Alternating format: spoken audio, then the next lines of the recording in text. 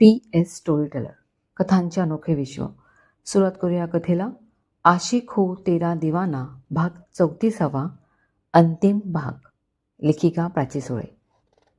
राजीव रीना व निम्रतला घेऊन कारने गेला. आरव हॉटेलकडे निघाला, सोबत 2 करोड कॅश असलेली बॅग घेऊन. खूप समजावूनही रीनाने व राजीवने ते पैसे घ्यायला साफ नकार दिला होता. आरवला खूप भरून येत होते. त्याची माँ त्याला भेटली होती.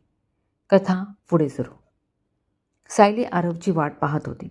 संध्याकाळचे 5 वाजून गेले होते.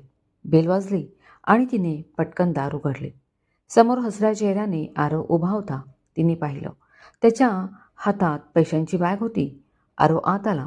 सायलीने त्याच्यासाठी कॉफी व काही स्नॅक्स ऑर्डर केले. त्याला पाणी दिले. कोट काढून आरव सोफ्यावर बसला. सायली आरोहीला मांडीवर घेऊन त्याच्या बाजूला बसली. काय झाले? तुम्ही बॅग का परत आणली? सायलीने साशंक होऊन विचारले. आरवने मंद स्मित केले व थोडक्यात हॉटेल तारामध्ये काय झाले ते सांगितले. म्हणजे ती फ्रॉड मुले पकडली गेली, पैसे परत मिळाले आणि मुख्य म्हणजे तुम्हाला तुमची माँ मिळाली, होय ना?